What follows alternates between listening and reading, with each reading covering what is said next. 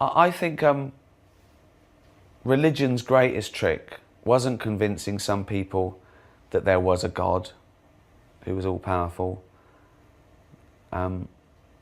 It was convincing everyone else that you couldn't ridicule that idea. It's when you get them. I think there'd be more atheists and less faithful if you weren't allowed to teach anything, you weren't allowed to mention any gods or any beliefs or atheism, right, until they were 20. I think we'd see a different pattern. The human brain, when it's young, is a sponge. It has to be. It has to take in all the information. It has to trust its parents, its elders, to survive. Without question, don't touch the fire. Why not? Don't go near the wolf. Don't touch that spider with a red bit. Don't touch that. Why not? Just don't. There is a God. What? There is a God. And if you're bad, you go to hell. Okay? And if that's constantly confirmed, like all the other things, wolves eat you, black widows kill you, fires burn you, if it's given that same level of credence and truth, you're never going to get over it. It's going to be a lot harder to undo that. I think the myths came up, maybe, often as a stopgap to knowledge until we find out more. The Earth is flat, and no, we've proved now, okay, the Earth's not flat, we were wrong, okay? But that's not personal. You don't take that personally. It doesn't affect you. It doesn't affect your afterlife, And so they often want to hold on to that, right? But only because of the way they've been conditioned. We know it's fun to tell children there's a Santa Claus, and there's fairies at the bottom of the garden, and all these cute things. It's cute till they're 7 or 8. If they're 34, it's a bit embarrassing socially. If you're born in India, you're probably a Hindu. If you're born in America, you're probably a Christian. If you're born in Pakistan, you're probably a Muslim. That's a coincidence, isn't it? That you're always born into the right God. Always. Isn't that lucky? I was born into the right God.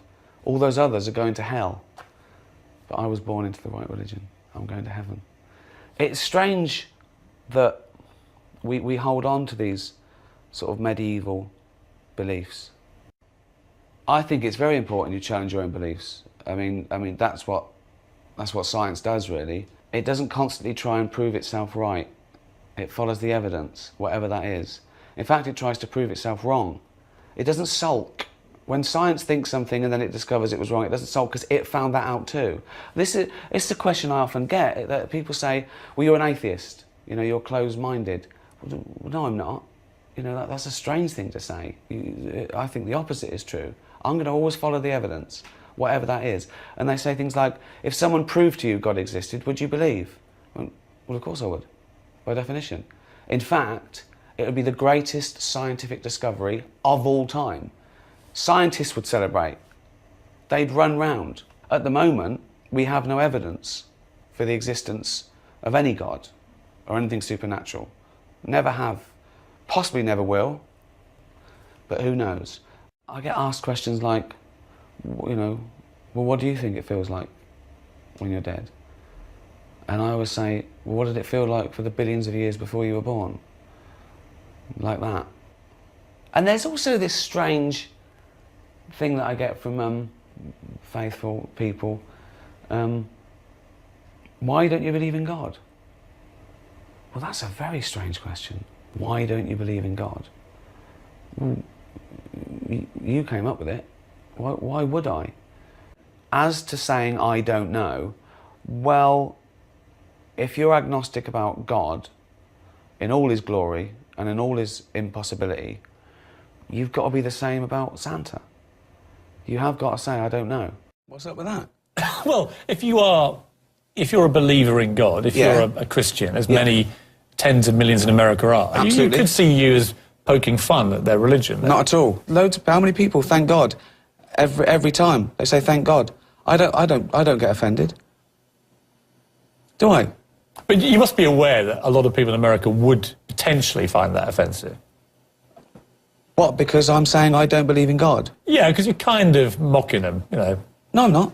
I'm not mocking them. People's beliefs aren't my concern at all. I certainly don't differentiate between religions either. I look at all religions the same. Unlike religious people, I look at all religions equally. You were religious till you were about 8 years old, is that right? Yeah, I was brought up a Christian, yeah. And what happened to change your mind then? I used to go to Sunday school all the time. I believed in... Well, you've got to realise that when you're a working-class kid, I came from a very poor working-class background. My dad was a labourer, my mum was a housewife. I lived in a poor estate, over here, like the projects. Right? And to a working-class mum who... her hope isn't that you become a doctor or a lawyer or an international comedian. It's that you don't die in a barroom fight. And they think the best way to do that is to take on Christian values, which preach immorality, but they haven't got the monopoly on good. This is my point. I'm not a Christian, but I live my life in a good way. And some people say, well, who says what's good is? Well, do you know what? I do.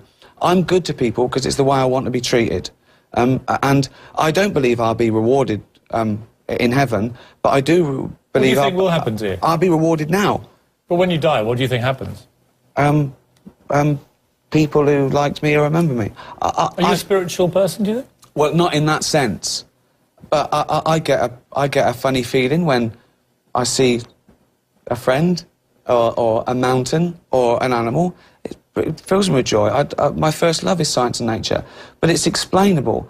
And just because I don't think that I'm going to go to heaven, I don't think my life's worthless. I don't think... It's already that. I always think with atheists, because I do believe, and I was brought up a Catholic and remain so. Sure. But, you know, I think everyone's entitled to their own beliefs, absolutely, whatever they may be. The problem for atheists, it must be so doom and gloom. When you get to like 70, 80 to think, well, hang on, that's it. Oh, of course. That's the end of everything. That's right, yeah. So you must fear death 10 times more than Christians, don't you? Why? I don't believe there's anything after. Because it's the end. But you're saying you believe because the alternative is too terrible. That's not why I believe, but certainly it's a very comforting thought to think that I don't think it all ends in the box under the ground. But I can't help what I believe any more than you can. And it's up to you what you believe in. You know, and this thing about not believing in God, there are 2,780-odd gods, and so if you're a Christian, you believe in one of them, and you don't believe in all the others. For you, because anyone who follows you on Twitter, and you have a huge following, they'll know that you are a pathological atheist, and therefore the thought of death is very final for you. For me, as a good Irish Catholic boy, it's the start of something new and glorious. For you, that's it. For me, it's the end of something glorious, so I have to pack it all in. But, you know, I'm not depressed about it. I don't want to die any more than anyone else. And I think there's this strange myth that atheists have nothing to live for.